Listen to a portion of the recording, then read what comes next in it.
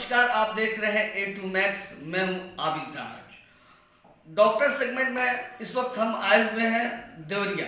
देवरिया में बहुत सारे डॉक्टरों से हमने बात किया, न्यूरो स्पेशलिस्ट से भी मैंने बात की और भी डॉक्टरों से मैंने बात की और जाना कि किस तरह की क्या कुछ बीमारियां होती हैं और किस तरह से बचना चाहिए।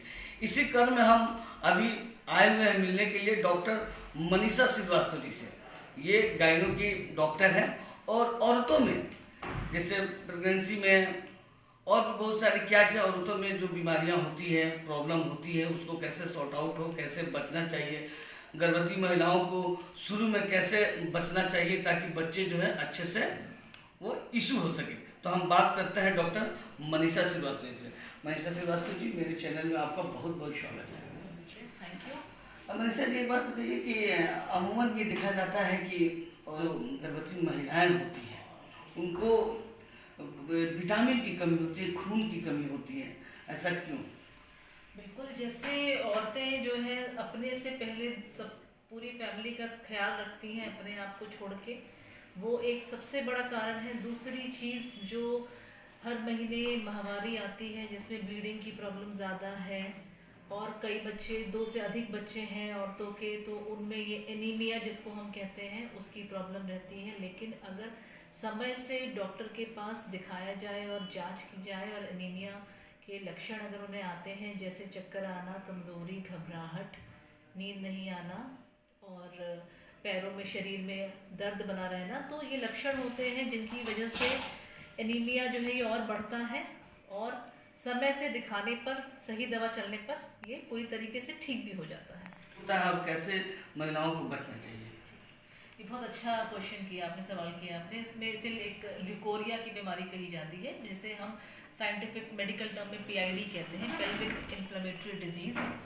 इसके जो पानी गिरने के लक्षण होते हैं उसमें बहुत सारी बीमारियां जैसे कि सर्वाइकल एरोजन, सर्वाइकल कैंसर, जिसके लिए कोल्पोस्कोपी और पैप्समियर जैसे डायग्नोसिस बनाने के लिए जो चीज़ें हम लोग इस्तेमाल करते हैं उसमें पहले ही लक्षण मालूम चल जाते हैं कि आगे चल के कोई बड़ी बीमारी तो नहीं उसमें बदलने वाली है, तो वो टाइम से मरीज़ को जांच करने पे उसको बता दिया जाता है। और इनका ट्रीटमेंट दवा में भी है, ज़रूरी नहीं है कि हर बार ऑपरेशन ही किया जाए इन बीमारियों के लिए, उसका अब दवा में भी इलाज है।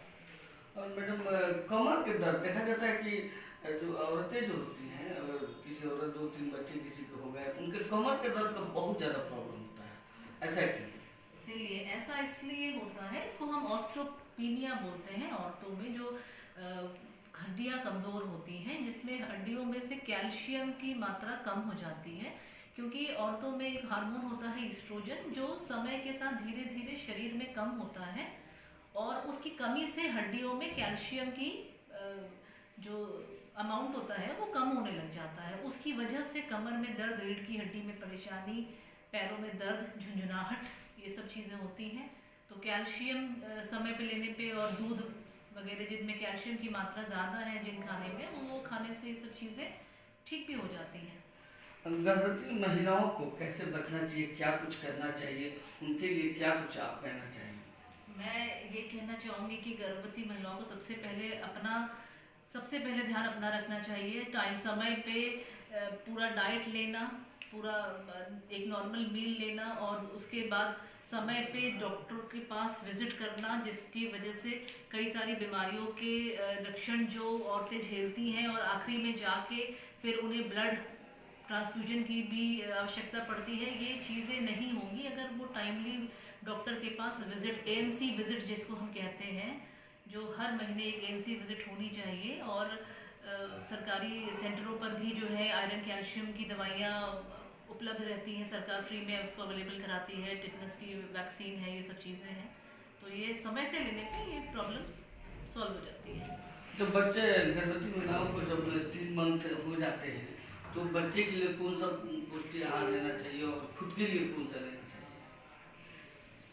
प्रेगनेंसी में सबसे ज़्यादा ज़रूरत जो होती है वो प्रोटीन की होती है। Protein diet, high protein diet जिसको हम कहते हैं, जो अगर नॉनवेज खाते हैं जो लोग, वो मीट, मछली, अंडा उनमें मिल जाता है। अगर जो नहीं खाता है तो उन्हें दाल है और सोयाबीन है और मिक्स दालें हैं, इनमें हाई प्रोटीन डाइट रहती है। ये ज़रूर अपने खाने में इसको शामिल करें। और साथ में जो है कार्बोहाइड्रेट डाइट है, जैसे कि आलू हो गया और चावल है, ये सब चीज़ों में कार्बोहाइड्रेट जो तुरंत एनर्जी प्रोवाइड करता है, इन चीज़ों की रिक्वायरमेंट बढ़ जाती है। ये चीज़ें अपने खाने में ज़रूर शामिल करें। महिलाओं के बारे में क्या कुछ कहना चाहिए, उनको क्या कुछ संदेश देना चाहेंगी आप?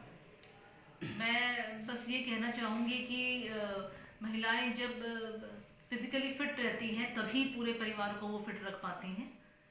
तो सबसे पहला ध्यान उन्हें अपना रखना चाहिए, ताकि उनकी वजह से फिर सारा परिवार जो है वो फिट रहे। बिल्कुल, अगर उसमें कॉन्ट्रैक्टेड, अगर हड्डी संकरी नहीं है, पेल्विस अगर नैरो नहीं है, तो उन कंडीशंस में ऑपरेशन, पहले ऑपरेशन के बाद भी नॉर्मल डिलीवरी की पॉसिबिलिटीज़ हमेशा होती हैं। डिपेंड करता है कि प्रसव के समय उसका पेन कैसा है और पेशेंट के वाइटल्स, उसका बीपी, पल्स वो नॉर्मल होना चाहिए। अगर वो सब चीज़ें नॉर्मल हैं तो बिल्कुल नॉर्मल डिलीवरी ट्राई कर सकते हैं। ओके।